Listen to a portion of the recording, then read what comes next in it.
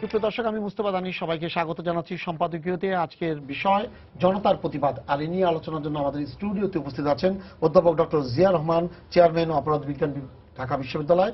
মাঝখানে আছে অ্যাডভোকেট এলিনা খান, প্রধান নির্বাহী বাংলাদেশ হিউম্যান রাইটস ফাউন্ডেশন, এবং ওই প্রান্তে আছেন নূর খান লিটন, পরিচালক তদন্ত আইন ও সালিশ কেন্দ্র। তবে আলোচনা শুরুর আগেই চলুন দেখে নিই এখনকার প্রধান সংবাদগুলো। আদালত অবমাননায় 2 মন্ত্রীর ক্ষমার আবেদন নামঞ্জুর, জরিমানা, মন্ত্রিত্বের বিষয়ে সিদ্ধান্ত মন্ত্রিসভায়। ব্রিফিংয়ে অ্যাটর্নি জেনারেল, পদে থাকতে বাধা নেই বললেন সাবেক আইনমন্ত্রী। তনু হত্যার বিচার দাবিতে গণজাগরণ মঞ্চের কুমিল্লা অভিমুখে রোড মার্চ, দেশ জুড়ে বিক্ষোভ, সড়ক অবরোধ। ঘটনা ধামাচাপা দেওয়ার আশঙ্কা বিশ্লেষকদের।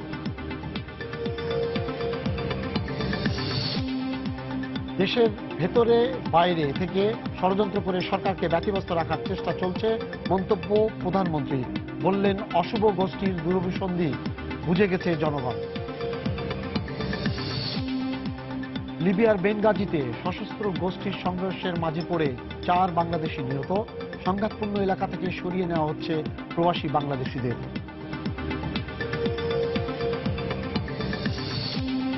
এবং হতাশার ওয়ার্ল্ড টি-20 মিশন শেষে দেশে ফিরল বাংলাদেশ ক্রিকেট দল। 20 ওভারের ম্যাচে শক্ত ভিত গড়ে উঠছে বললেন মাশরাফি।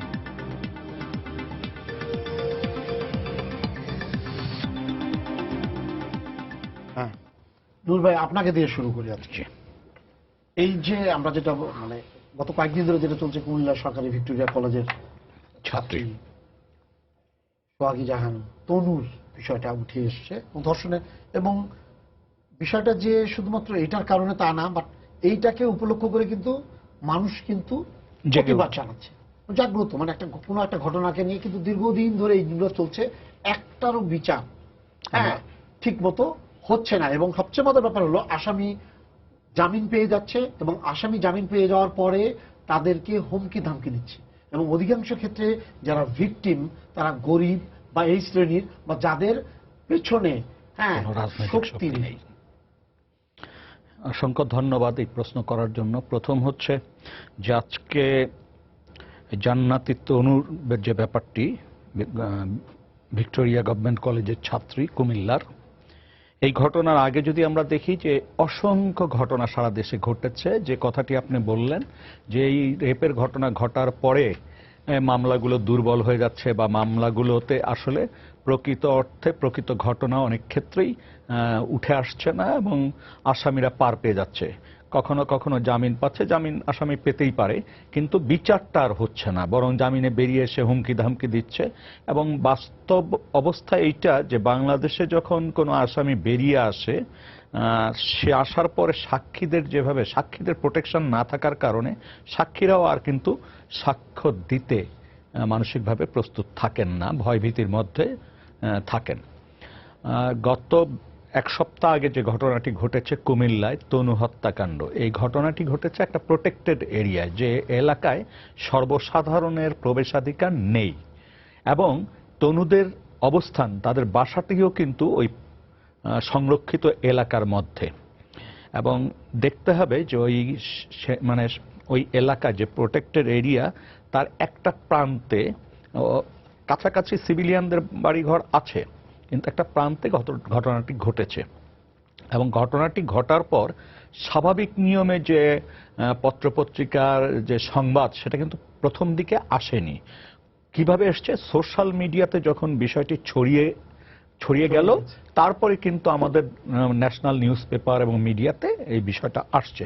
এবং বিষয়টা আসার পরে এক ধরনের রাগ ঢাক, এক ধরনের ভয় ভীতিকর অবস্থা, এরকম একটি অবস্থার মধ্য দিয়ে কিন্তু সংবাদকর্মীরা কাজ করতে থাকলেন, এবং প্রতিটি পদক্ষেপে তারা বাধাগ্রস্ত হলেন। এই ধরনের কথা কিন্তু সোশ্যাল মিডিয়াতে ছড়িয়ে পড়ল, এবং যে সমস্ত সাংবাদিকরা সংবাদ সংগ্রহের জন্য এলাকায় গেলেন, তাদের মধ্যে এরকম একটি অবস্থা, তাদের সাথে কথা বলে এরকম একটি জিনিস আমরা জেনেছি। আজকে আমাদের আইন ও সালিশ কেন্দ্রের 2 সদস্য বিশিষ্ট একটা টিম, অনির্বাণ সাহা এবং লিয়াকত আলী, এরা গিয়েছেন, এবং তাদের সাথে আমার একটু আগে ফোনে কথা হলো। কোথায় গিয়েছেন? মুরাদনগরে? না, তারা কুমিল্লায় গিয়েছিলেন, ঘটনাস্থল পরিদর্শন করেছেন এবং ওদের পরিবারের সাথে কথা বলেছেন।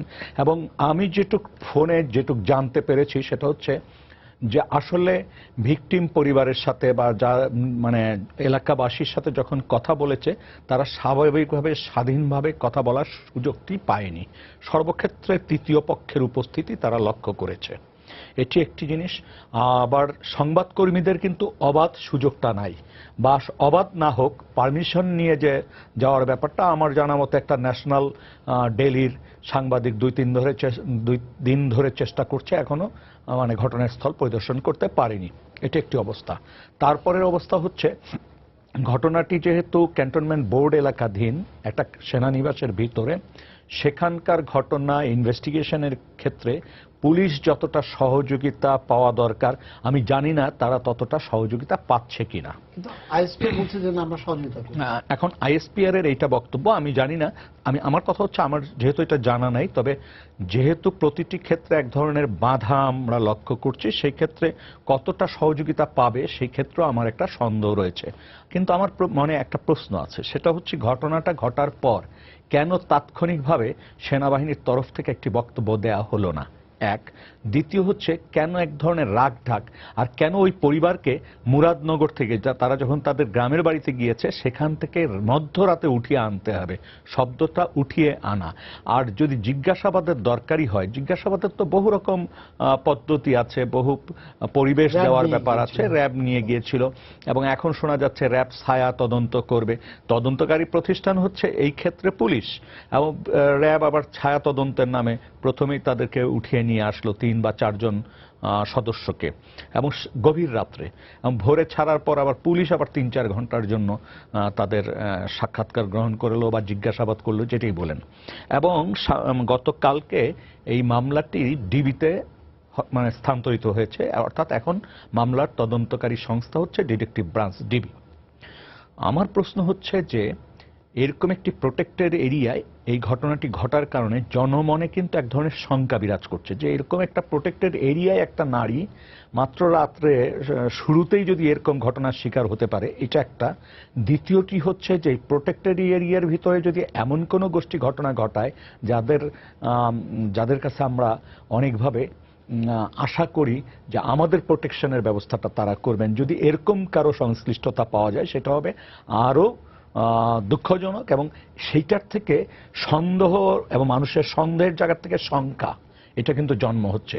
এবং প্রত্যেকটা ক্ষেত্রে রাগঢাক করার কারণে আজকে দেখেন এই প্রতিবাদটি কিন্তু শুধুমাত্র কুমিল্লা ভিক্টোরিয়া কলেজের ছাত্রছাত্রীর মধ্যে বা শুধু সাংস্কৃতিক কর্মীদের মধ্যে সীমাবদ্ধ নেই। আজকে দেখেন সুদূর সাতক্ষীরা এটা নিয়ে প্রতিবাদ হচ্ছে, রাজশাহীতে প্রতিবাদ হচ্ছে, দেশের বিভিন্ন অঞ্চলে এটা প্রতিবাদ হচ্ছে।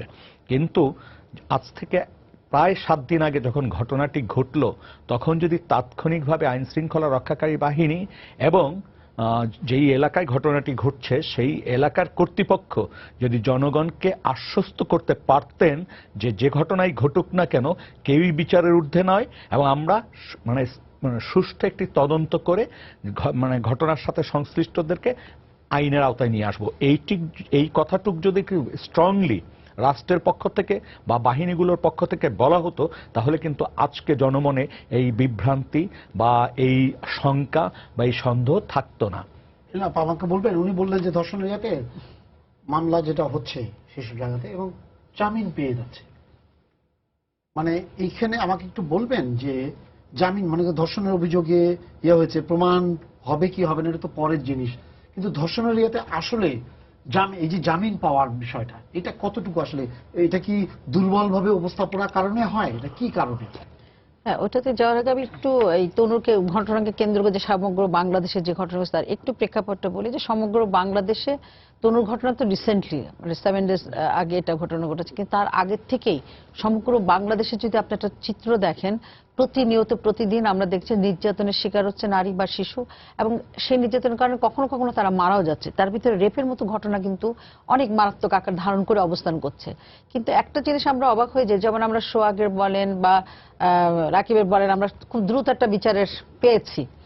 তার মানে ইচ্ছা করলে বিচার যে তাড়াতাড়ি করা যায় সেটা একটা উদাহরণ এখানে পাওয়া গেছে। সেম নারী শিশু নির্যাতনের রেপের যে মামলাটা মানে সেকশনটা আছে সেটাও কিন্তু এটা দ্রুত বিচারের দ্রুত মানে খুব একটা সময় বেঁধে দেওয়া আছে, এই সময়ের মধ্যে শেষ করতে হবে, এবং সেই সময়টা কিন্তু খুব সংক্ষিপ্ত একটা সময়, এমন না যে বছরের পর বছর ফেলে রাখতে হবে। আমি বলি আপনাকে, যেমন আমার কাছে যে তথ্য আছে, আমি মাদারীপুরে গত এক বছরে গত মার্চ থেকে মার্চ পর্যন্ত 180টা মামলা হয়েছে। এর মধ্যে 5টা ভয়াবহ মামলা।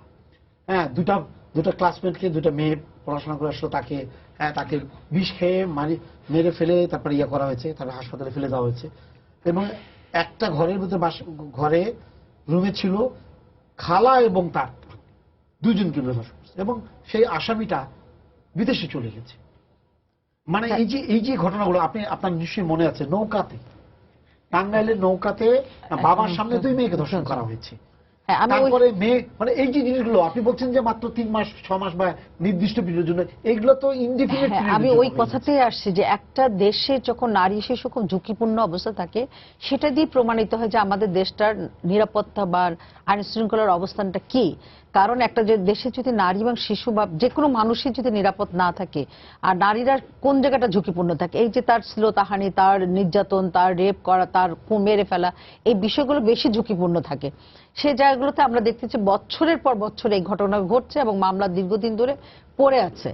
আমার কথা হলো যে যেখানে আমাদের আইনই বলে দিয়েছে যে তদন্ত 90 ডেজ বা বিচার এতদিন ওয়ার্কিং ডেতে শেষ করতে হবে, ধরে নিলাম কোনো কারণে এই মামলাগুলো তদন্ত শেষ করা যাচ্ছে না, সেটা একটা কথা বলে সেটাকে একটু টাইম লেগেছে, কিন্তু 5 বছর 6 বছর চলে যাচ্ছে। এই ক্ষেত্রে যে মনিটরিং যে সিস্টেমটা, এটা আইন মন্ত্রণালয় বলেন, স্বরাষ্ট্র মন্ত্রণালয় বলেন, এদের যে যৌথভাবে একটা মনিটরিং করা উচিত, কেন এই মামলাগুলো দীর্ঘদিন ধরে পড়েছে, কোন কারণে পড়েছে, তাহলে পরে সে আয়ও বলেন বা সেই বিচার ব্যবস্থার ক্ষেত্রগুলোতে বলেন, বা এখানে যদি সুপ্রিম কোর্টের যে সমস্ত আমরা জানি যে ওনাদেরও মনিটরিং, কারণ আমাদের এখন মানে বিচার বিভাগ স্বাধীন আমরা বলে থাকি, যদিও আমরা পূর্ণাঙ্গভাবে হয়তো লজিস্টিক ভাবে আমরা ওরকম স্বাধীন হই নাই, কিন্তু আমার মনে হয় যে সব জায়গা থেকে যদি প্রেশার করে এই মামলাগুলোকে দেখা হয়, তাহলে এই দীর্ঘদিন মামলাগুলো পড়ে থাকে না। আপনি একটা জামিনের কথা বলেছেন, সেই জামিনের বিষয়টা একটু এসে আমি এতগুলো কথা বললাম যে তনুরটা হচ্ছে বিস্ফোরণের একটা ঘটেছে, অনেকগুলো ঘটনা জমা হতে হতে হতে মানুষের মধ্যে একটা মানে প্রতিবাদের একটা ঝড় এখানে এসছে। এটা ঝড়টার আবার একটু কারণ আছে, আমি জামিনের বিষয়টা আগে খোলাসা করি তারপরে আপনাকে বলছি। সেটা হচ্ছে যে বিচার মাননীয় আদালত এটা জামিন দিতেই পারে, বিভিন্ন গ্রাউন্ড বিভিন্ন কারণে দিতে পারে। তার ভিতর যদি বৃদ্ধ হয়, যদি তার কোনো নারী বা গর্ভবতী থাকে বা শিশু, মানে এরকম বিভিন্ন কারণ আছে দেখে জামিন দিতে পারে, বা কোর্ট যদি মনে করে এটা জামিন দেওয়ার যোগ্য তাহলে দিতে পারে। কিন্তু আমাদের বেশিরভাগ যেটা কি ঘটছে সেটা হচ্ছে দেখা যাচ্ছে যে আমরা সবাই জানছি যে এটা রেপ কেস, এটা হত্যা মামলা বা এটা অনেক কিছু ঘটনা, মারাত্মক ঘটনা, কিন্তু আমাদের সামনে যে পেপারটা মাননীয় আদালতের সামনে দেওয়া যে হচ্ছে, সেই পেপারগুলোর ভিতরে কি সবগুলো জিনিস কি আছে লিপিবদ্ধ করা? আমরা দেখেছি যে অনেক দুর্বল একটা এফআইআর করা হয়, অনেক দুর্বল একটা চার্জশিট দেওয়া হয়, অনেক দুর্বল ভাবে যে আপনার ইনকোয়েস্ট রিপোর্ট, যেটা রিপোর্ট তৈরি করা হয়। আমি জানা মতে আমার যে ক্যান্টনমেন্টে কয়েকদিন আগে আপনি জানেন ফেনী ক্যাডেট কলেজে একটা মেয়ে সুইসাইড করেছে। একটা ক্যাডেট কলেজে যখন একটা মেয়ে যায়, সে কিন্তু একদম মানসিকভাবে দৃঢ় থাকে, এবং সে মেয়েটার ফার্স্ট গার্ল, এবং সেই মেয়েটা হচ্ছে খেলছিল, ব্যাডমিন্টন খেলে, সবকিছু খেলে, সেই মেয়ে এত তাতে সুইসাইড করার মনোবৃত্তি হওয়ার কথা না। তাহলে কোনো না কোনো একটা ঘটনা ঘটেছে, যে ঘটনা তাকে এত বড় একটা চরম জিনিসের পর্যায়ে নিয়ে গেছে। এই জিনিসগুলোকে রাগঢাক করার কোনো মানে হয় না, কারণ এই রাগঢাক করতে যে সমস্যাগুলো হচ্ছে যে আপনার যখন ইনকোয়েস্ট রিপোর্ট তৈরি করা হচ্ছে, যখন ইনকোয়েস্ট বা শুরুতার যখন লাশটা নামানো হয়, তখন তার সমস্ত বডির একটা বর্ণনা থাকে।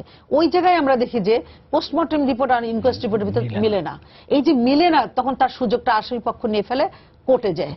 এই যে কতগুলো টেকনিক্যাল বিষয় আছে, হ্যাঁ, দেখার লোকটা কখন হয়, যখন কোর্টে চলে গেছে, কোর্ট যখন অর্ডার দিবে তখন তো অলরেডি লাশ চলে গেছে, তখন ইনকোয়েস্ট রিপোর্ট করার মতো তো অবস্থা নেই। ইনকোয়েস্ট এই জায়গাগুলো স্বরাষ্ট্র মন্ত্রণালয়, আইন মন্ত্রণালয় যদি পুলিশের, আপনি প্রতি রন্ধ্রে রন্ধ্রে এমন জিনিস যেগুলো আছে এবং হাইলি সেনসিটিভ এবং ক্রিটিক্যাল, যে জায়গাগুলোতে কেউ ইচ্ছা করলে এই দিক থেকে করে দিতে পারে। আর এখানে আরেকটা কথা আপনাকে মানতেই হবে যে কোর্টের সামনে কি আসবে, কাগজপত্র এবং প্রমাণ, সাক্ষ্য, দালিলিক যে বিষয়গুলো আছে সবকিছু দিয়ে, কারণ এটাতে মৃত্যুদণ্ড, বা যাবজ্জীবন কারাদণ্ড, এত ক্যাপিটাল পানিশমেন্ট, সেইগুলোতে কোর্ট বিচার বিবেচনা সূক্ষ্মভাবে করবে।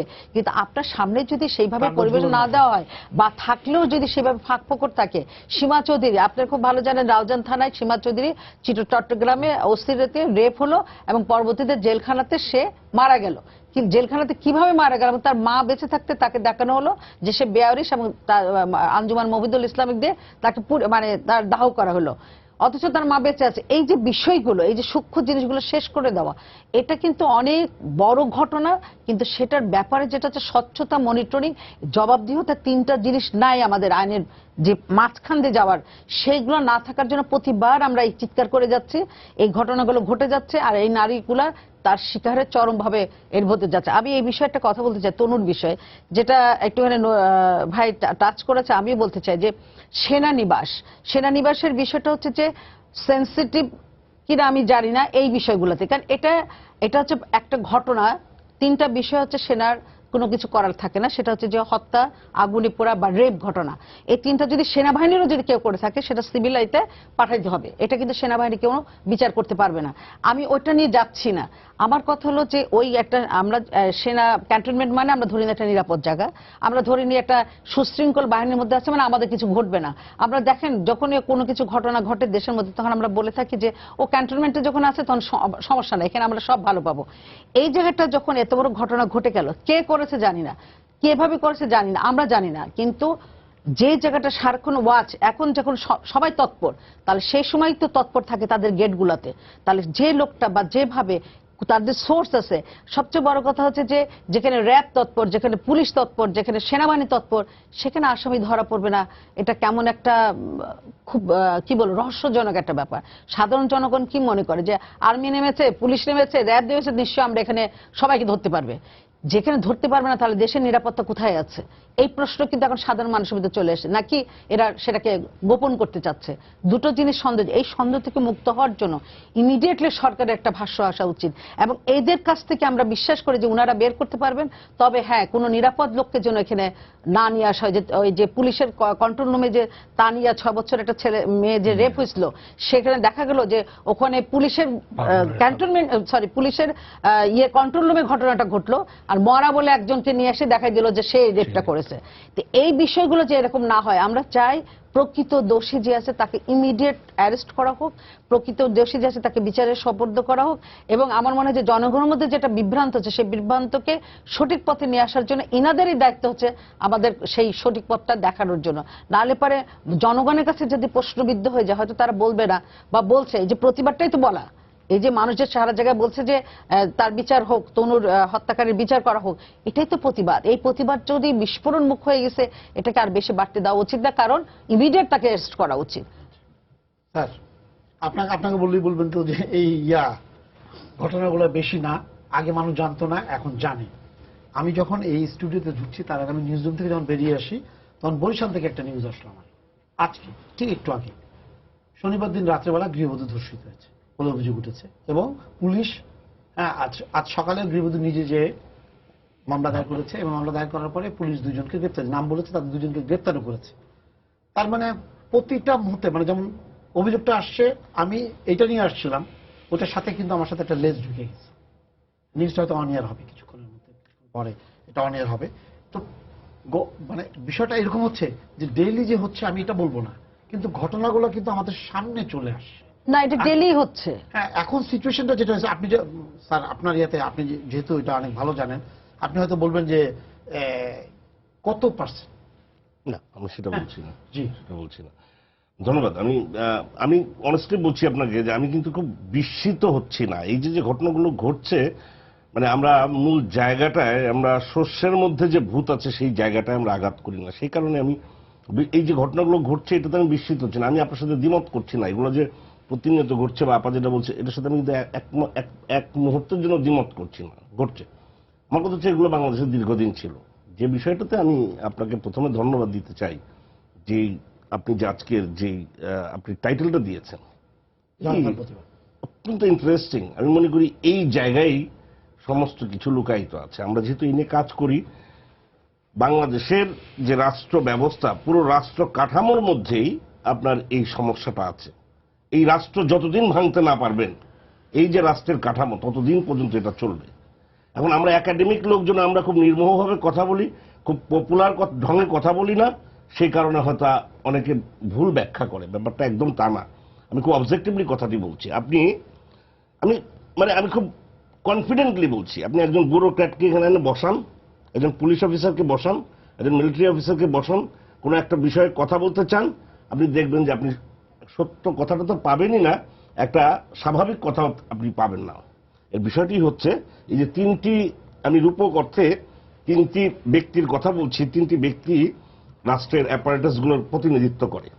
তো এই রাষ্ট্রের অ্যাপারেটাসগুলো এমন অগণতান্ত্রিক কথায়, যেমন ব্যুরোক্রেসির কথা বলি, এটা এখনো সেই রেড টেপ ব্যুরোক্রেসি, করাপশন, পাওয়ার, ভীষণ পাওয়ার, সাধারণ মানুষের এক্সেস নাই, পুলিশেরও একই অবস্থা, মিলিটারি তো এই যে দীর্ঘদিন যে সামরিক শাসনের ফলে তারা যে একটা কালচার তৈরি করেছে এবং সেটা কিন্তু এখনো সেটা চলছে।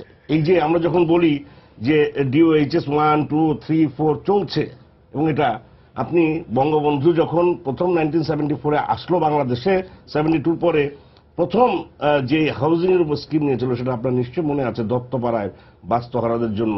মানে হিয়ার ইজ দ্য ডিফারেন্স, যে একটা গণতান্ত্রিক রাষ্ট্র, একটা জাতীয়তাবাদী চেতনা, এবং তারপরে মিরপুরেও কিন্তু তিনি বাস্তব, মানে প্রথম তিনি উনি যে বলেছিলেন সাধারণ মানুষের অধিকার, এই সাধারণ মানুষের অধিকার ফিরিয়ে দেওয়ার জন্য কিন্তু তিনি প্রথম যেই কাজটি করেছিলেন, সাধারণ গরিব যারা বাস্তুহারা তাদের জন্য।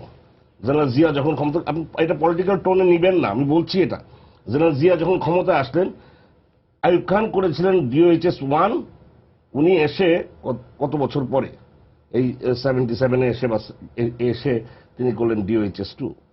তো আলটিমেটলি আপনি যখন এই যে শক্তিগুলো, রাষ্ট্রের অ্যাপারেটাসগুলো, তার ক্ষমতা যখন ডিফিউজ, মানে হালকা করছেন না, সাধারণ মানুষকে যখন এম্পাওয়ার্ড করছেন না, এই শক্তিগুলোকে আপনি সেই ট্রেডিশনাল শক্তি বলেন, কলোনিয়াল শক্তি বলেন, ফিউডাল শক্তি বলেন, সেই রকম পাওয়ারফুল করে রেখেছেন, আপনি এর কোনো গণতান্ত্রিক প্রক্রিয়াই তার মধ্যে ইনডিউস করছেন না।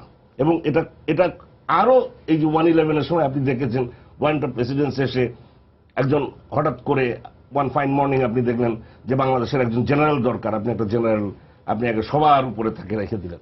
পুলিশের, এটা অন্য কোনো প্রতিষ্ঠানের লোকজনের এগুলো প্রয়োজন নাই।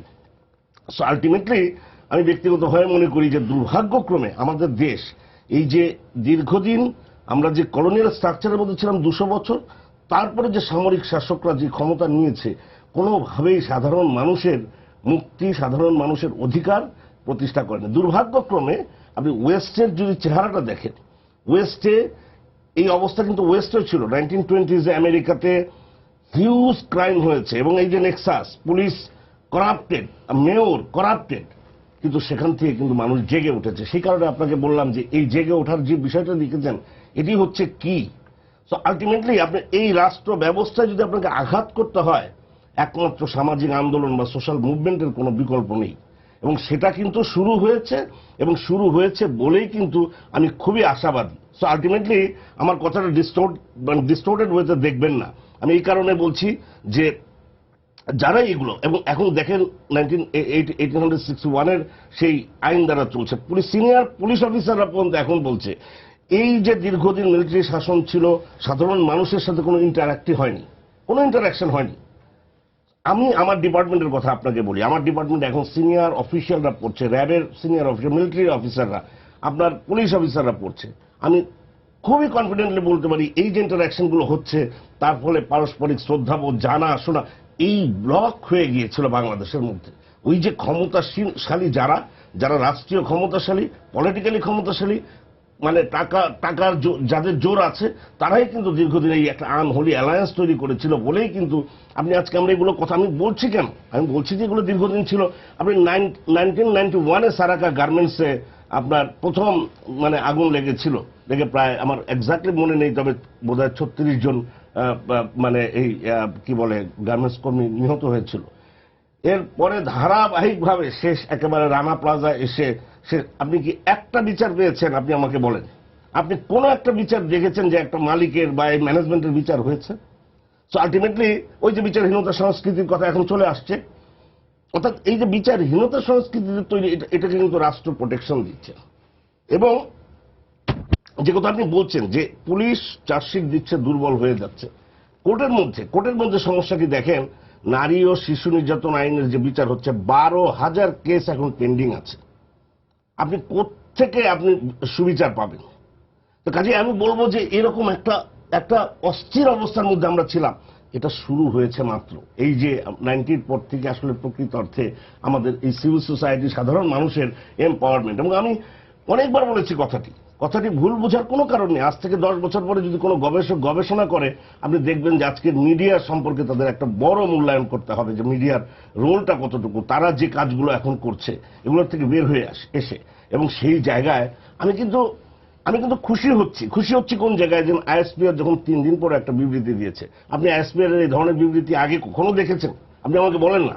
আমি তো মানে পপুলার কথা বলতে পারি, আমি তো আমার জীবদ্দশায় আমি এগুলো কখনো দেখিনি। তার মানে এটা স্টার্ট হয়েছে। আপনার গণজাগরণ মঞ্চ যখন হলো, গণজাগরণ মঞ্চ কিন্তু আমি তখন মানে দুঃখ করে বলেছিলাম যে গণজাগরণ মঞ্চ যদি আজকে বিএনপি যদি সাপোর্ট দিয়ে দিত, সাধারণ মানুষের উপকার হতো। একটা সিম্বলিক। আজকে গণজাগরণ মঞ্চ দেখেন, যেভাবে ব্যাখ্যা করুক, স্বতঃস্ফূর্তভাবে মানুষ সেখানে অংশগ্রহণ করেছিল। এবং পৃথিবীর খুব কম ইতিহাস আছে এই সামাজিক আন্দোলনের মধ্য দিয়ে আপনার একটা আইন পরিবর্তন করতে পারে। অর্থাৎ আমি বলছি এই আইন পরিবর্তনের মধ্যে দিয়ে আজকে কিন্তু দেখেন এই কুমিল্লার পর্যন্ত গণজাগরণ মঞ্চের ছেলেপেলারা গিয়েছে। আলটিমেটলি এখন মনে হতে পারে কারোর জন্য যেটা দুর্বল হয়ে গেছে, এটা সিম্বলিক, এর ভ্যালু অনেক। এবং এটাই কিন্তু আমাদের একমাত্র আমি বলবো যে জায়গা থেকে বের হয়ে আসা সবচেয়ে উল্লেখযোগ্য জায়গা। আরেকটা জিনিস বলি, এই যে আমি পুলিশ অফিসার, মিলিটারি অফিসার বা ব্যুরোক্র্যাটদের কথা, এগুলো সবই মাইন্ডসেটের, মানে এই মাইন্ডসেট থেকে তারা বের হতে পারছে না। এখন এই স্ট্রাকচারের যখন আপনি পরিবর্তন না আনবেন, আপনি যদি রিফর্ম না আনেন, তাহলে এটার পরিবর্তন আসবে। রাষ্ট্র যদি তাদেরকে আরো ভয়ঙ্কর দত্তের মতো তৈরি করে, তাহলে তো আপনি এই জায়গা থেকে বের হতে পারবেন। কাজে আমি মনে করছি, আমরা তো এটা আশা করি না গণতান্ত্রিক পরিবেশ। না, গণতান্ত্রিক আপনি একদিনে হবে না। আমি দানেশ ভাই এই জন্য আপনাকে বলছি, আপনি যেই মানে ছোট করে একটু বলি, বিচিত্রা 1974-এ একটা প্রথম একটা মানে ম্যাগাজিন, সে তখন একটা মানে কি বলে এটা সার্ভে করেছিল মেয়েদের মধ্যে আপনি কাকে ভালো পাত্র হিসেবে দেখতে চান। তখনকার মেয়েরা বলেছিল যে আমরা ইঞ্জিনিয়ার, ডাক্তার এই বিয়ে করতে চাই। 1982-83 দিকে মেয়েদেরকে প্রশ্ন করা হয়েছিল, তারা বলেছিল আমরা মিলিটারি অফিসার বিয়ে করতে চাই। 1990s-এ এসে যখন জিজ্ঞেস করা হচ্ছে, তারা বলছে যে আমরা ব্যুরোক্র্যাটদের বিয়ে করতে চাই। তো আপনাকে বুঝতে হবে যে এই জিনিসগুলো যখন, তার মানে কি টাকার ক্ষমতা যেখানে সেখানেই মানে সোসাইটির জিনিসটা এইভাবে, সোসাইটি মানে তো দেখা যাচ্ছে টাকা ক্ষমতা যাদের কাছে।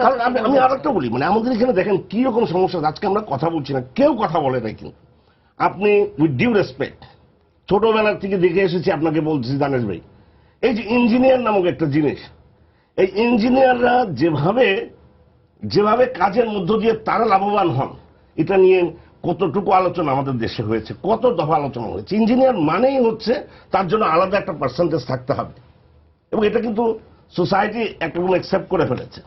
তো কাজে আমি মনে করি যে এই যে গণতান্ত্রিক পরিবেশে যে জায়গাটায় আমরা আসছি, আমরা এই যে কথা বলছি, আমি মিডিয়ার কথা বলছি, আমি বারবার বলছি এটি কি, এবং এর মধ্য দিয়ে কিন্তু আমাদের যে গণজাগরণটা, এবং আপনার এই যে রাজনের কথা বলি, আমি রাকিবের কথা বলি, পরিমলের কথা বলি, আপনার তারপরে বিশ্বজিৎ হত্যার হচ্ছে, কিন্তু একটা ফোন আছে, এই জায়গায় আমি আশাবাদী হতে চাই। দর্শক আপনার পরিচয় দিয়ে প্রশ্ন করুন। হ্যালো, আসসালামু আলাইকুম। ওয়ালাইকুম সালাম। আমি সীমান্ত গাজীপুর থেকে বলছি। জি, আমার প্রশ্ন হলো, বর্তমানে দেখা যাচ্ছে অনেক ধর্ষণ, নারী নির্যাতন, শিশু নির্যাতন, বিভিন্ন ধরনের ঘটনা ঘটছে।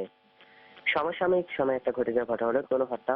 আমার প্রশ্ন, তনু হত্যার পেছনে প্রশাসন কতটুকু তৎপর? আর দেখা যাচ্ছে যে ঘটনা দিন দিন বেড়ে চলছে।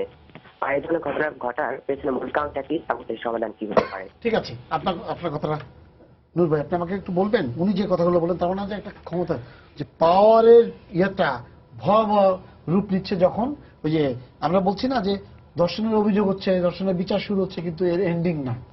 কারণ এন্ডিংটা থাকবে কোথা থেকে? যেমন ধরেন জিয়া ভাই অনেকগুলো বিষয় অবতরণ করেছেন, তার মধ্যে একটা আছে যে সেনাবাহিনীর বাড়ি বরাদ্দ, মানে ডিওএইচএস তৈরি, আমি একটা উদাহরণ দিয়েছেন। আজকে দেখেন তো, আজকে এই সেনাবাহিনীর জায়গা নেওয়ার জন্য, দখল করার জন্য কয়টা মানুষ মারা গেল রূপগঞ্জে? এখন তো সামরিক সরকার নাই। আসেন, আইএসপিআর বক্তব্য দেয় না, এটা ঠিক না। আইএসপিআর এর আগেও দিয়েছে, এর আগেও দিয়েছে, বহুবার দিয়েছে, তখন দেয় যখন জনগণ ক্ষুব্ধ হয়। তো আর আমরা এগোচ্ছি, কখনো কখনো মনে হয় আমরা মনে হয় পিছাচ্ছিও কোনো কোনো ক্ষেত্রে। এরশাদ শিকদারের বিষয়ে কি বিচার হয়েছিল না?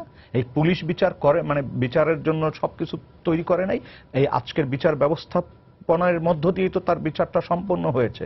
তারপরে কি দেখলাম? দীর্ঘদিন বিচারহীনতার সংস্কৃতি দেখেছি, ভয়ের সংস্কৃতি বহমান দেখেছি, এবং তারই ফলশ্রুতিতে কিন্তু বারবার এটা আসছে। আজকে ইঞ্জিনিয়ারের বক্তব্য, মানে কথা আসছে, কোন পেশা আছে বাংলাদেশের যেই পেশায় এই দুর্নীতিগ্রস্ত হয়নি?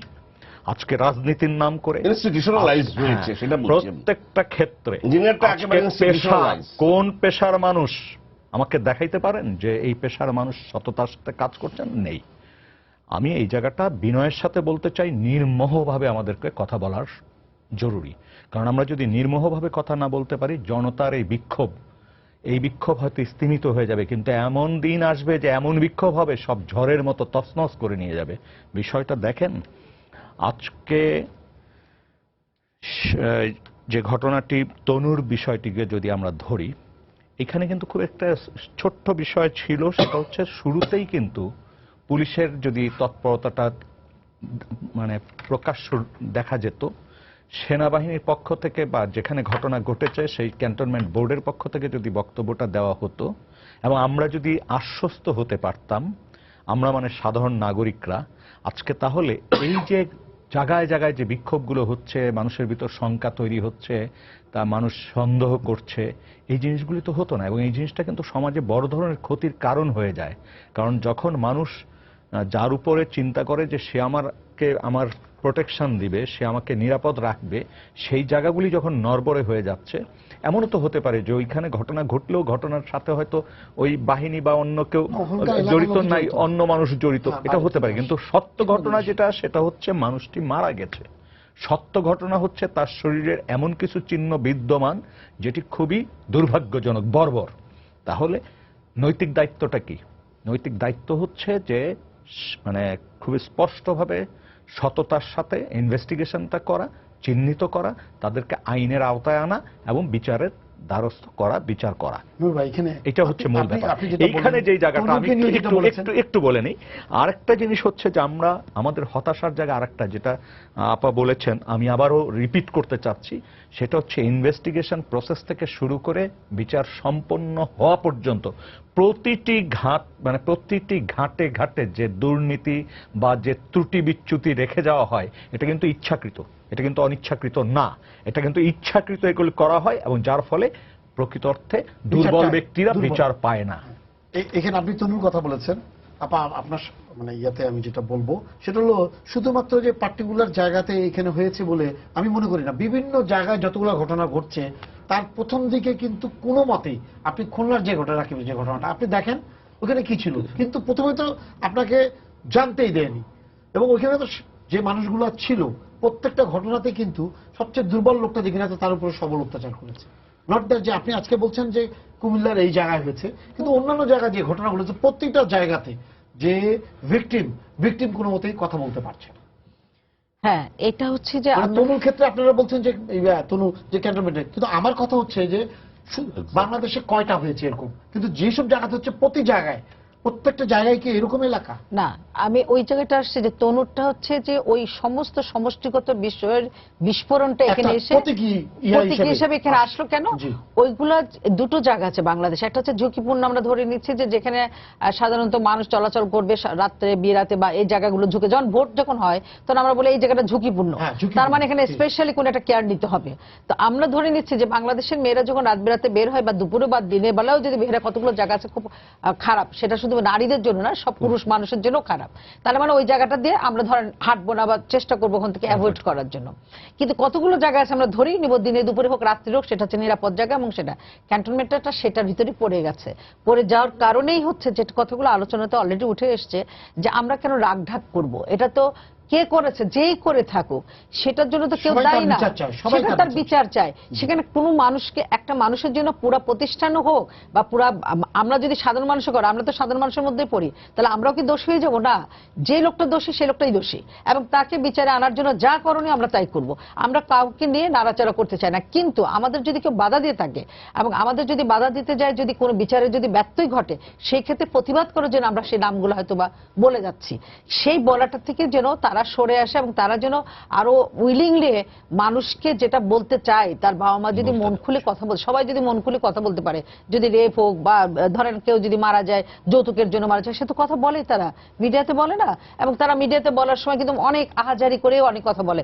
সেই জায়গাগুলো থেকে বিচার করার দায়িত্ব যেটা, পুলিশ তদন্ত করবে, সেটা বিচারালয় যাবে এবং ঘটনাগুলো ঘটবে। তাহলে সেই ক্ষেত্রে তো অনেক বাধা তো আসে না, তাহলে এখানে বাধা দেওয়ার জন্য এত তৎপর হওয়ার তো কোনো দরকার নেই। সাধারণ যে বিষয়টা সাধারণভাবেই থাকবে, সাধারণকে অন্য কিছু করতে গেলেই মানুষের তখন চোখে আঙ্গুলটা যে পড়ে যায় যে কেন আপনারা বাধা দিচ্ছেন, সন্দেহ করে। এই সন্দেহটার বাতিকের ভিতরে আমাদের ঢোকার দরকারটা কি? যেমন চলছে সেরকমই চলুক।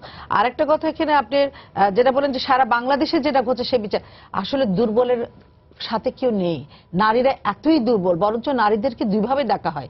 এক্ষুনি দেখবেন যে যদি নারীর, আমি ফেসবুকে আজকে দেখতেছিলাম কতগুলো জায়গায় তনুর ছবির সাথে অনেকগুলো ছেলের দিকে কিছু কমেন্টস আছে বা ছবি দিয়ে দিছে, এই ছেলেটা কি বলছে, এটাকে মানে এক্ষুনি তৎপর হয়ে গেছে যে একটা মেয়েকে, বা যখন একটা মেয়ে যখন এই ধরনের ঘটনার শিকার হয়, যখন এটা নিয়ে প্রতিবাদের তৈরি হয়, বেশি করে বড় প্রতিবাদ, তখন তাদেরকে ক্যারেক্টার দিয়ে তাদের টানাটানি করা হয়। তাদের কিভাবে, এখন একটা মেয়ে কলেজে পড়তে পারে, আমি ইউনিভার্সিটি পড়েছি, আমার বন্ধু বান্ধব থাকতেই পারে, আমি ধরেন এখন প্রযুক্তির যুগে আমি কোথাও না কোথাও বসে আমি আমার বন্ধুদের সাথে গল্প করতেই পারি, হয়তো আমি আছে, আমার সাথে 10 জন ফ্রেন্ড আছে, তার অর্থ যে আমি খারাপ সেটা তো না।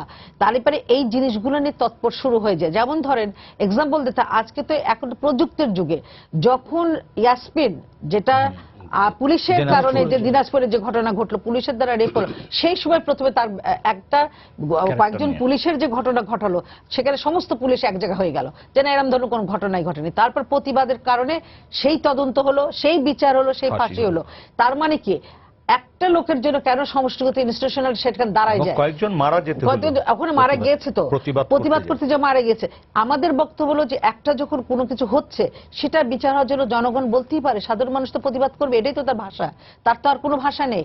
আর যেখানে তাদের তদন্ত করার কথা, যাদের বিচার হওয়ার কথা, যেখানে যা যা করে সেই পার্টিকুলার কাজগুলো হতে থাক, সেই কাজগুলো যখন ব্যাহত হয়, যে কাজগুলো আমরা যেটা জনগণ বলতে পারে যে, আপনি জানেন যে ইয়াসমিনের ঘটনা শুধু মারা যায়নি, সেই তদন্তের যে রিপোর্টটা ছিল, মেডিকেল রিপোর্ট, সেটার ভিতরে টেম্পারিং করা হয়েছিল, যেটা নিয়ে প্রতিবাদ করা হয়েছিল। আমরা সেই সময় সদ্য আমরা আন্দোলনের মধ্যে ঢুকছি, সেই আন্দোলনের মধ্যে থেকে এই আন্দোলনে গেছে। আমরা সীমা চৌধুরীর মামলা এখন স্টিল নাও আমি হচ্ছে সেই মামলাটা এখন করে যাচ্ছে, এবং আমি এখনো ভীত সন্ত্রস্ত অবস্থা। আমি ভীত বলতে ওই ভীতকে বুঝে না, মানে আমাকে প্রেশার ক্রিয়েট করা হোক, আমি মনে করি যে যেদিন একদিন মৃত্যু থাকবে মারা যাবই, এটা কোনো বিষয় না। কিন্তু বিষয়টা হচ্ছে এটা যে সব মানুষ এরকম ভাবতে পারে না, কারণ মানুষ যখন আমাকে কোনো না কোনো ঘটনা ঘটে আর আমাকে যদি প্রেশার করে, আমার যদি ফ্যামিলি নিয়ে প্রেশার করা হয়, আমার যদি যে মারা গেছে তার চরিত্র নিয়ে যদি কথা বলা হয়, আমার যদি সমস্ত কাজ কামকে নিয়ে বন্ধ করার একটা হুমকি থাকে, সার্বিক বিষয় যদি আমাকে তৎপর মানে আটকায় দেওয়ার একটা চিন্তা থাকে, স্বাভাবিকভাবে আমি দুর্বল হবই। আর নারীর ব্যাপারে বিচারটা হয় না, কারণ নারীর প্রতিবাদটা কে করবে? একসময় বাবা মা চুপচাপ থেকে যায়, কারণ ওই নারীর কাছে আর কিছু করার নাই, আর নারী তো চলেই গেছে। সেই জন্য নারীর পাশে এক রাষ্ট্র ছাড়া আর কেউ নেই, নারীর পাশে একটা জনগণ ছাড়া আর কেউ নেই। তো নারীর পাশে সব জনগণ হয়তো সবসময় দাঁড়াতে পারে না, সব মিডিয়া দাঁড়াতে পারে না, কিন্তু রাষ্ট্র দাঁড়াতে পারে, কারণ রাষ্ট্রের মেশিনারি সব জায়গায় আছে, সারা পৃথিবীতে রাষ্ট্রের। কারণ পুলিশ ওখানে, পিপি সাহেব ওখানে, আসামি লয়ার তো চেষ্টা করবেই সবকিছু করতে, এবং সাক্ষ্য প্রমাণ সব প্রথম থেকে পুলিশের হাত দিয়ে যায়। সেই পুলিশকে দক্ষ করতে হবে। যদি আপনি ভাই বলছেন যে এখানে যদি কোনো কারণে অনিচ্ছা হোক আর ইচ্ছা হোক, অনিচ্ছা ইচ্ছা বুঝি না, কারণ তোমার একটা কাজের জন্য বিশাল একটা মামলা ধ্বংস হয়ে যাবে, মানুষ বিচার পাবে না, তার শাস্তি তোমাকে নিতে হবে। এইভাবে তাদের ট্রেন আপ করে তাদেরকে নিয়ে আসতে হবে। নাহলে পরে আপনার আরেকটা কথা বলা হয় যে ম্যাক্সিমাম বলে যে না ওই রেপের মামলা না, মিথ্যা কথা বলে জমি জমার কারণে গন্ডগোল ঘটনা ঘটছে, হ্যাঁ গন্ডগোল ঘটনা ঘটছে, এটার জন্য। এখন রেপ হওয়ার পর একটা যদি ম্যারিড পার্সন যদি রেপ হয়, তাহলে তার আলামত যেভাবে ধরেন ফরেন্সিক করা হয়, ইট ইস ভেরি মানে একটা দুঃখজনক ঘটনা। কারণ কারণ সেখানে যখন যায় সেটা মেয়েরা করতে পারে না, ওখানে ফরেন্সিক কিন্তু মেয়েরা নাই, ছেলেরা করে। অনেক মেয়ে আছে সেটা করতে লজ্জাবোধ করে, তারা করতে চায় না। আর ফরেন্সিকের যে ওখানে আমরা দাবি করতেছি আজকের আপনাদের মাধ্যমে দাবি করছি, ওখানে ফরেন্সিক করার সময় মেয়েদের যখন পরীক্ষা করা হয় অবশ্যই যখন নারী ডাক্তার দেওয়া হোক, যাতে তারা স্বাচ্ছন্দ্যভাবে কাজ মানে তারা পরীক্ষাটা করতে পারে। আর একটা কথা হচ্ছে যে যখন নিয়ে যাওয়া হয় মেডিকেলে, শুক্র শনি বৃহস্পতিবার সন্ধ্যার পর শুক্রবার বন্ধ, আপনার মেডিকেল টেস্ট হবে না। তাহলে মেডিকেল টেস্ট হলে তো আপনার আলামত নষ্ট হয়ে যাবে। ম্যারিড পার্সন যে থাকে তার তো ওইভাবে আলামত থাকবে না। তো তাহলে পরে এতগুলো বিভ্রান্তিকর, এতগুলো বিভ্রান্ত জিনিসগুলোকে কাটায় ওঠে একটা নারী কোথায় যে দাঁড়াবে, সে তো জানে না তার কি কি আলামত ঠিক করতে হবে, সে তো জানে না কখন তাকে মেডিকেল করতে হবে। ওই আয়ো যখন তাকে নিয়ে যাবে তখন সে সেখানে যাবে, সে জানে না তার ছবি তুলতে হবে। তার মানে কি আয়োকে তৎপর করতে হবে 24 ঘন্টা মেডিকেল খোলা রাখতে হবে, অন্তত এই ক্ষেত্রগুলোতে রেপের ঘটনাকে কেন্দ্র করে 24 ঘন্টা মেডিকেল খোলা থাকা উচিত তাদের মেডিকেল টেস্টের জন্য। নাহলে পরে এই মেডিকেল টেস্টে কখনো আপনি পাবেন না। অনেক ক্ষেত্রে কিন্তু এই অভিযোগটা আসে যে 3 দিন হয়ে গেছে তার কোন আলামত পাওয়া যাচ্ছে না। আর ম্যাক্সিমাম ম্যারিড মেয়ে যদি হয়, আরো অনেক কথা আছে যে এখন আপনি গ্রামের ভিতরে একজন আরেকজনের সাথে কথা বলছে, তার সাথে একটা সম্পর্ক তৈরি করে দিল এবং বলা হলো যে ওর সাথে কথা হয়েছে, ওদের ভিতরে একটা সম্পর্ক ছিল, এখন মিথ্যা একটা অপবাদ। প্রশ্ন হচ্ছে এখানে রেপের একটা কথা বলি, আপনি ধরে নেন আপনার প্রেমিক প্রেমিকা, ধরে নেন আপনাদের ভিতরে খুব ভালো সম্পর্ক আছে, যদি মেয়েটা তাকে যে মুহূর্তে মেয়েটা যদি ফোর্স করে যে আমি করতে, আমার সাথে তোমার সম্পর্ক হবে না, তারপরে যদি কোনো ঘটনা ঘটে সেটাই রেপ, কারণ তাকে ফোর্স করে করা হয়েছে। সুতরাং আমাদের বেশিরভাগ তদন্তই দেখবেন আয়ো বলে থাকে ওনাদের ভিতরে না প্রেম ছিল, তো প্রেম ছিল তো কি হয়েছে, তার জন্য কি রেপ হবে? তার জন্য শারীরিক মিলন যদি সে মেয়েটা স্বীকার না করে, সে কেন অভিযোগ করবে তাহলে? সেটাই বলছি, তো প্রেম মানেই যে তার সাথে ফোর্স দিয়ে সব করতে পারবে তা তো না। এমনকি আপনি জানেন যে ধর্ষণে এই পর্যন্ত বলা আছে রেপের ক্ষেত্রে যে যদি বিবাহিত হয় তাকে স্বামীও যে তাকে ফোর্স করে, সেটাও কিন্তু যদি প্রমাণ করাটা ভেরি মানে একটা কঠিন ব্যাপার। কিন্তু এটাও বলা আছে ফোর্স করাই যাবে না। তাহলে ফোর্স যদি না করতে পারে, প্রেম করলেই সেটা এক ঘটনাটাকে কেন সামনে নিয়ে আসতে হবে? প্রেম হলে আমি একটা জায়গায় গেছিলাম গল্প করতে, তারপর তো আমার বিশ্বাস ছিল যে সে আমার সাথে এরকম কিছু করবে না, সেই বিশ্বাস সেই আস্থা নিয়ে আমি তার সাথে গিয়েছিলাম। কিন্তু ওখানে যাওয়ার পর তার চিত্র যে এরকম হবে সেটা আমি জানতাম না। সেই জায়গা থেকে আমি রেপ হওয়ার পর যখন আমি যে বলতে গেলাম, বলে আমি উইলিং লেগেছিল, এই উইলিংলে যাওয়াটাই হলো যে তার রেপের প্রথম মোটিভটা নষ্ট হয়ে গেল, যে সে স্বইচ্ছা গেছিল। স্বইচ্ছা গেছিলাম কোনটা করতে, আমি প্রেম করতে গেছিলাম, কিন্তু আমি রেপ হতে যাওয়ার জন্য যাইনি। এই জায়গাগুলোকে আমাদেরকে ভাবনা চিন্তাকে প্রসারিত করতে হবে, ভাবতে হবে, জানতে হবে, নাহলে পরে আমরা বিচারটা রেপের ক্ষেত্রে পাবো না। আমাদের অনেকগুলো ঘটনা, এবং শুধু না আইনের অনেকগুলো জিনিসও চেঞ্জ করা খুব জরুরি হয়ে গেছে। 1 মিনিট সময় নিতে চাচ্ছি। 1 মিনিট আপনাকে লাস্টে দেবো। হ্যাঁ বলুন, কি বিষয়ে বলবো বলেন? এই যে উনি যে আইনের কথাগুলো বললেন, মানে এলিনা আপা ডিটেল বলেছেন, আমি খুব ব্রডলি বলেছি। আমি এই কথাটাই কিন্তু বারবার বলছি যে আপনি যে ওই যে পুলিশের অ্যাক্ট, আপনি পুলিশের মডার্নাইজেশন, পুলিশের রিফর্ম, পুলিশের জবাবদিহিতা, পুলিশের ট্রান্সপারেন্সি এগুলো তৈরি করবেন না, আবার এই কোর্টের যে পুরো স্ট্রাকচার যেখানে সাধারণ মানুষের অ্যাক্সেস নাই, আমি মনে করি এই সমস্ত সংস্কার ছাড়া কোনো কিছুই সম্ভব না। ঠিক একইভাবে যে ব্যুরোক্রেসির কথা বলছি, মিলিটারির কথা বলছি, দেখেন 1972-তে আমাকে খুব তাত্ত্বিকভাবে বলছি, আমি 1972 সালে হামজা আলাবি নামক একজন বিখ্যাত সমাজবিজ্ঞানী বলে গেছিলেন, বাংলাদেশ সহ বেশ কিছু রাষ্ট্রকে বলছিলেন যে ওভার ডেভেলপড স্টেট। হঠাৎ করে একজন মানুষ মনে করে যে এটা কি অতি বিকশিত রাষ্ট্র, মানে কি এই যে এই সমস্ত অ্যাপারেটাস গুলো যে এত শক্তিশালী, ওয়েস্টে কিন্তু তাদের সাধারণ মানুষের ক্ষমতা ডিফিউজ হয়েছে বলেই তারা কিন্তু আজকে তাদের যে কোনো মানুষের একজন ঘটনা রেপ হচ্ছে, সাথে সাথে পুলিশ অফিসার তাকে জবাবদিহি করতে বাধ্য হচ্ছে।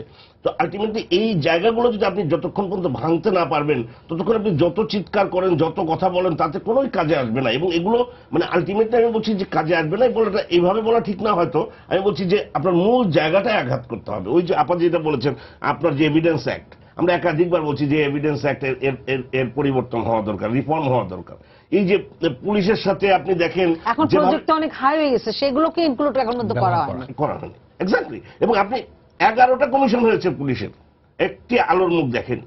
আচ্ছা, 2001 সালে যে ঘটনা ঘটলো বাংলাদেশে, এই যে ধর্ষণের কথা আপনি বলছেন, এগুলো তো জাজল্যমান। এগুলো নিয়ে কত কথা নূর ভাইরা বলেছেন।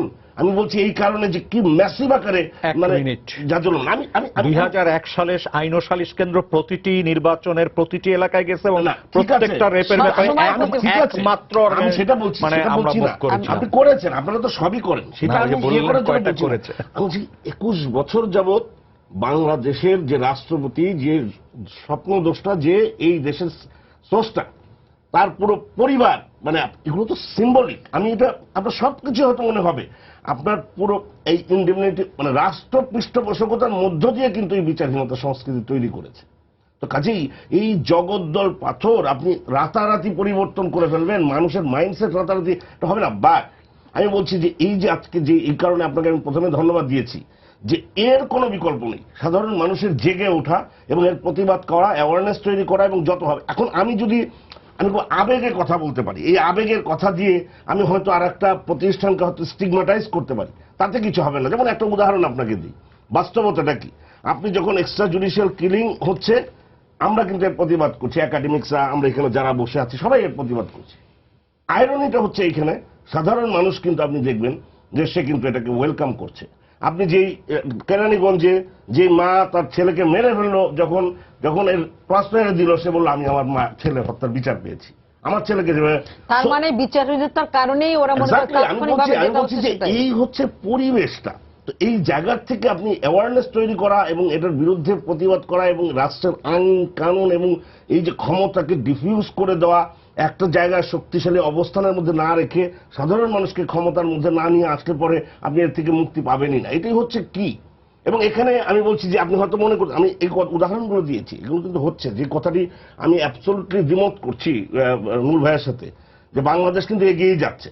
বাংলাদেশ এগিয়ে যাচ্ছে এই কারণে, আপনি যদি আজকে যে প্রতিবাদ হচ্ছে, যেভাবে কথা বলছি আমরা, 10-15 বছর আগে এইসব কথাও হয়নি। কতগুলো মানে ইনস্টিটিউশন না, এখানে একটু কথা বলি, 96-95 এ যখন ইয়াসমিনের ঘটনা ঘটে, আমি বলতে সেই সময় সম্মিলিত নারী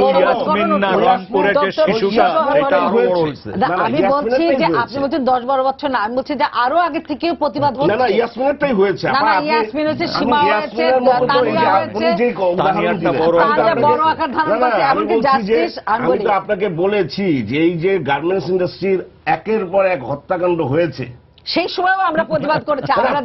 এই প্রতিবাদ সেই প্রতিবাদ না, আজকে যেভাবে সংগঠিত হয়েছে এটি হচ্ছে গুড সাইন।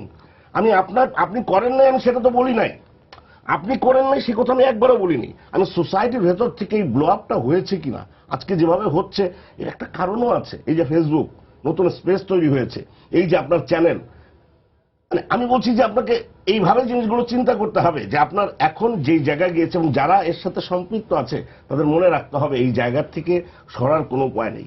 এই জায়গায় কিন্তু মানুষ যাচ্ছেই এবং এই পরিবর্তন অবশ্যম্ভাবী।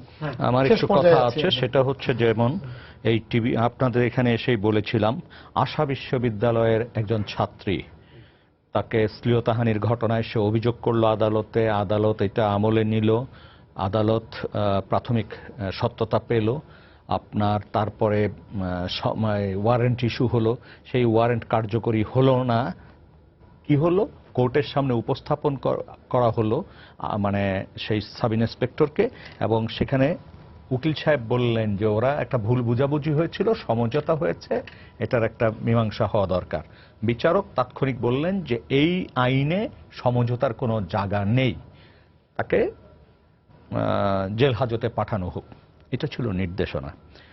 ভয় হয় প্রতিটি ক্ষেত্রে যে এই যে একটা চাপ, আপনি যাত্রাবাড়ি থানার যে মামলাটি সেটিও খবর নেন, একই রকম।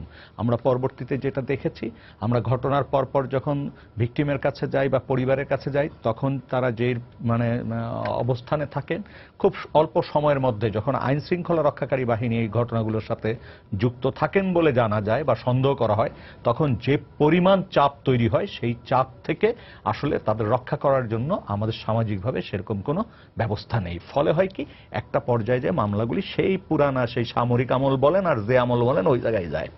দ্বিতীয় হচ্ছে জিয়া ভাই যেটা বললেন, সেটার খুব স্পষ্ট উত্তর দেওয়া আমার মনে হয় খুব জরুরি। 2001 সালে নির্বাচন উত্তর যে সহিংসতার ঘটনা সারা দেশে ঘটলো, বিশেষ করে সংখ্যালঘু নারীদের উপরে, সেই সময় আপনি পত্রপত্রিকা নেন যে কারা কথা বলেছে, কারা এলাকায় ছুটে গিয়েছে, মামলা করেছে।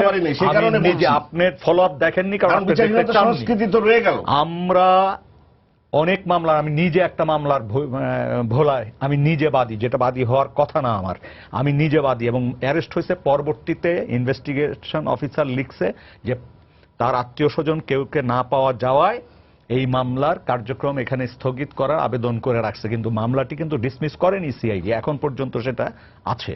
তারপরে আপনি সাতক্ষীরায় যে ঘটনাগুলো ঘটছে, সিরাজগঞ্জের পূর্ণিমাকে কেন্দ্র করে যে ঘটনা ঘটছে, কোন ঘটনাগুলোতে মানবাধিকার সংগঠনগুলো ছিল? না, সব এটা জায়গায়- কাজ করা এবং এক জিনিস। follow-up আছে, follow-up এবং আছে, follow-up আমরা পাই না। না, না, আপনি দেখেন, আপনি কোর্টে দেখতে হবে তো। follow-up তো আমাদের আসতে হবে। আপনি বিশ্বাস করেন আর না করেন, কোন আমল দিয়ে এটা বিচার করার উপায় নেই। না, আমলের কথা বলি নাই, একবারের জন্য বলি নাই। আচ্ছা, আমি একটু আপনি একটা জিনিস যদি একটু শেষ করি। হুমায়ুন আজাদের কথাটা বলতেন আমি খুশি হতাম। আমি একটু কথা বলি, সেটা হচ্ছে যে একদম সংক্ষিপ্ত বলে আমি এই তর্কে যেতে চাই না, কারণ যখন যার দরকার লাগে সে তখন সেটা নিবে। আমাদের বক্তব্য হলো সেভাবে না নিয়ে প্রত্যেকে, আপনারা যদি চান তাহলে আপনারা প্রতিনিয়ত প্রত্যেকটা মামলাকে কেস স্টাডি নিয়ে একদম শেষ পর্যন্ত দেখতে থাকেন, তাহলে পেয়ে যাবেন। আমি 1995 সালে সীমা চৌধুরীর মামলা নিয়ে এখন পর্যন্ত আমি দাঁড়িয়ে লড়াই করছি, 21 বছর ধরে লড়াই করছি। তাহলে ফলোআপটা কোথায় থেকে পান নাই? ফলোআপটা আমার হাইকোর্টের মধ্যে জমা হয়ে আছে, ওটা হিয়ারিং হবে, তারপর আবার ওখানে যাবো, মামলা চেঞ্জ হয়েছে, আবার স্টপ, অনেক কিছু। তো সুতরাং ফলোআপটা ওইভাবে পাওয়া যাবে না। তবে দৃশ্যমান যদি দেখতে হয় তাহলে আমাদের সাথে কন্ট্যাক্ট করে ওগুলো যে মামলাগুলো সেন্সর সেটা পাবেন। আমি এখন যেটা বলতে চাই, এই যে তনুর যে ঘটনা ঘটেছে, ইমিডিয়েট এটা সমাধান হোক। সমাধান মানে ওই সমাধানটা, আসামি কোথায়? এই আসামি এত বড় ক্ষমতাশালী হয়ে যায়নি যে আসামিকে কেউই পাচ্ছে না, র্যাব পাবে না, ডিবি পাবে না, পুলিশ পাবে না, আর্মি পাবে না, এটা হতে পারে না। তার মানে ধরে নিতে হবে দুই রকম, হয় আমাদের সমস্ত গোয়েন্দা বাহিনী অদক্ষ হয়ে গেছে, অথবা তারা কোনটাকে না দেখেও দেখছে না। কারণ আমরা বিশ্বাস করি আমাদের গোয়েন্দা বাহিনী খুব চৌকস, তারা খুব ভালো কাজ করেছে, অনেক আমাদের সামনে অনেক দৃষ্টান্ত আছে যে তারা অনেক সুন্দর সুন্দর কাজ করে বের হয়ে এসছে। তাহলে এই ক্ষেত্রে তারা ব্যর্থ হবে আমি বিশ্বাস করি না। ইমিডিয়েট আজকের ভিতরে এটা কাজ আমরা বিশ্বাস করি যে আমরা হয়তো শেষ করতে করতে হয়তো আমরা ভালো করে জেনে যাব এটা ঘন একটা ঘটনা। আমি মনে করি সাক্ষ্য আইন পরিবর্তন করা খুব জরুরি। অনেকে আমাকে বলে থাকে রেপের সময় কে দেখে যে রেপ করছে সাক্ষী। আমি শেষ করি, আর নারী শিশু নির্যাতন যে আইনটা আছে, যেখানে রেপের মামলাটা আছে, সেই আইনটা যদি সঠিকভাবে প্রয়োগ করা হয়, নির্দিষ্ট সময়ের মধ্যে শেষ করা হয়, তদন্তকারী কর্মকর্তা যদি ঠিক মতো সেই জিনিসগুলো করে তার ব্যবস্থা গ্রহণ করা এবং হয়। সাক্ষী প্রোটেকশন আইন একটা করা দরকার। Witness protection. আপনাদের ধন্যবাদ, সবাইকে শুভেচ্ছা জানিয়ে শেষ করছি আজকে সম্পাদকীয়। আগামীকাল আবারও দেখা হবে রাত 10টায়, দেখার আমন্ত্রণ রইল। শুভরাত্রি।